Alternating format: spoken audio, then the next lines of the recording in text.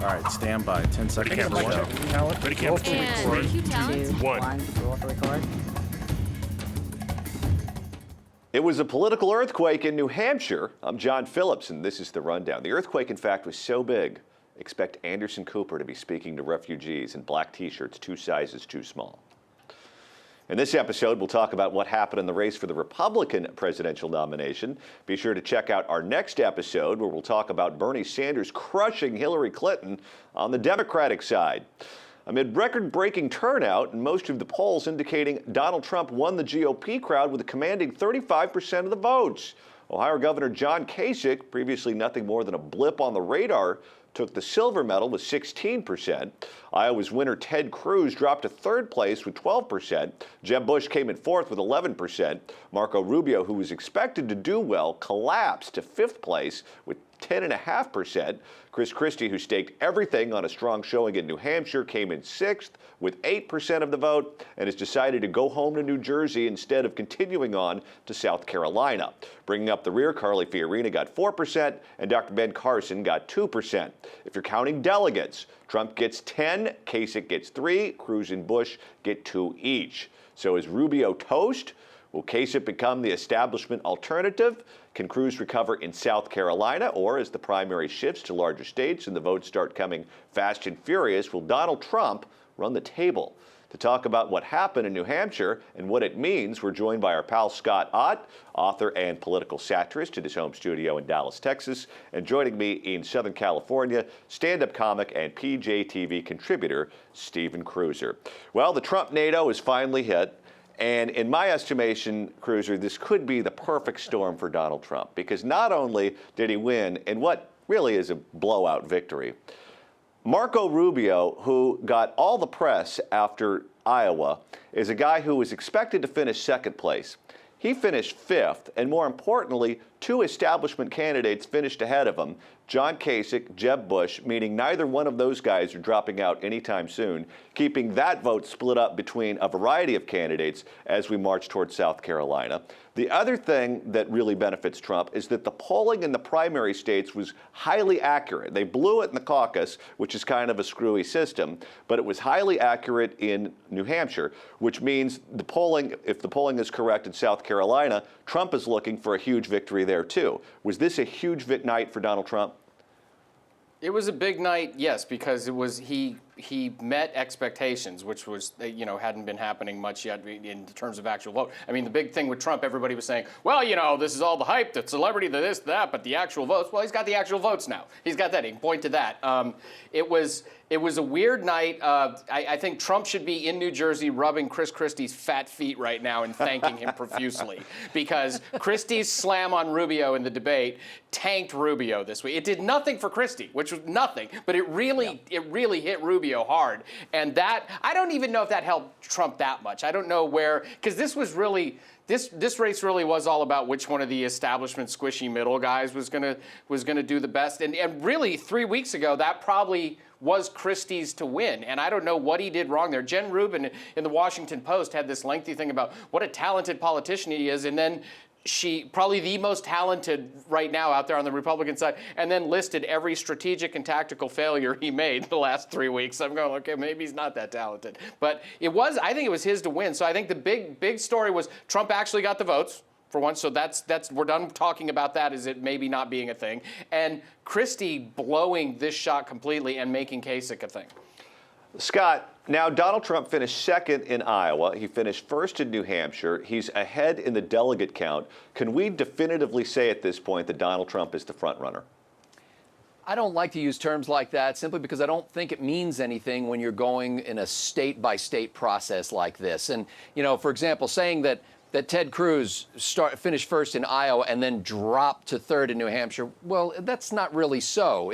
If there had been 2 primaries in New Hampshire and he finished first in one, then dropped to third in the second one, I think that would have been accurate. But this is a weird game that we're playing here. I certainly think it was a great night for Donald Trump. He did incredibly well. I wonder how much of a barometer New Hampshire is of the rest of the nation. Previous winners in New Hampshire have done pretty well as far as getting the nomination and winning the presidency, so that bodes well. But New Hampshire's also been shifting hard left in recent years, And I last figure I heard was something like 43% of the people in New Hampshire are registered as independents. So I don't know exactly what New Hampshire says about the Republican Party, such as it used to be.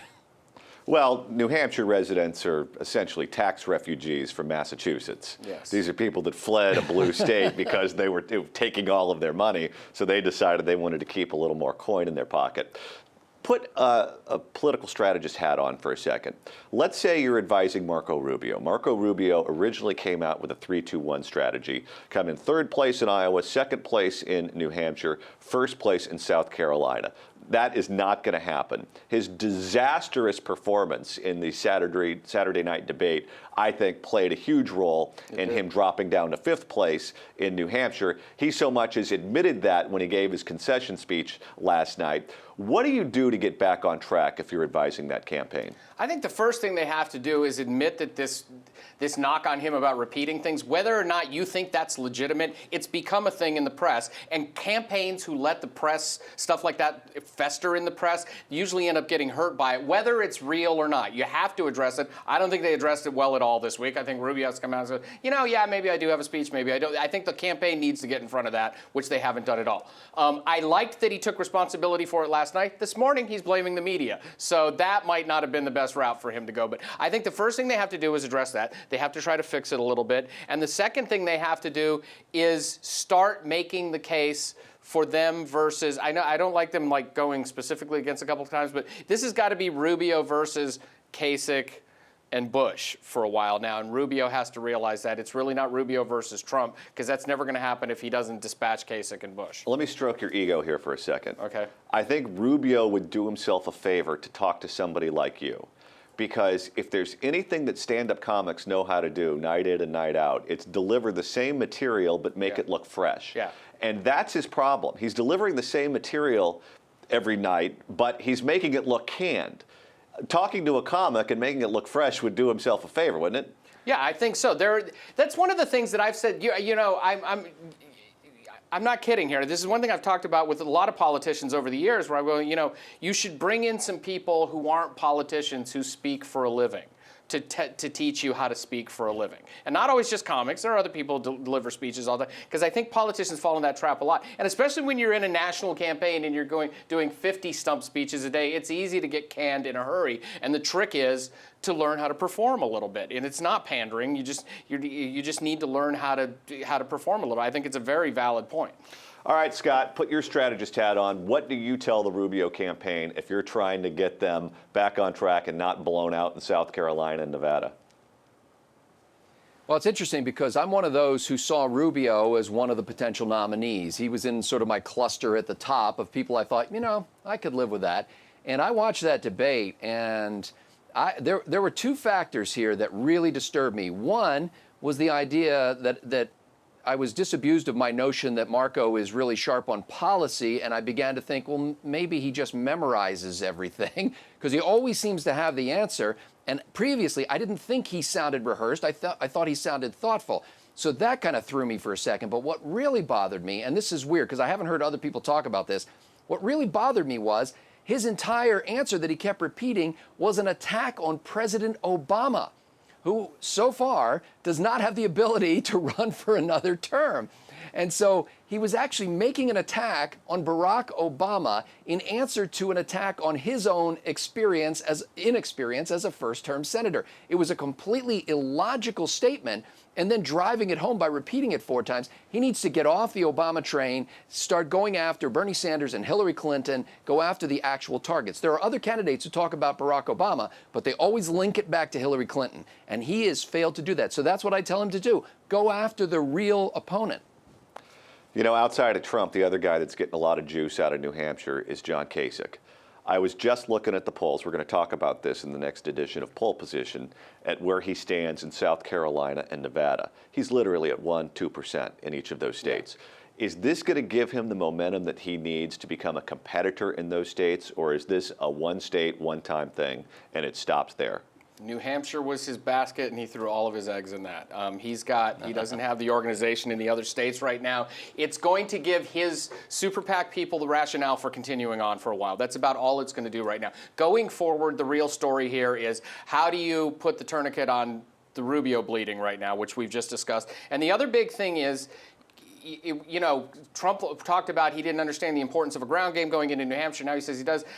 Cruz has got a ground game in South Carolina and in the SEC primary states and everything. So we're going to see how that plays out a little. Because Cruz's return on investment in New Hampshire was huge. He spent significantly less than anybody else there as far as time, money, resources, anything else. And for him to get that third place finish when I don't know how many cajillion dollars Jeb spent in this one, and Kasich spent a lot of money. Christie dumped a lot of money in there. So Cruz's return on investment was good here. And the funny thing is the media last week was just all lathered over Marco's third place finish and Cruz's third place failure.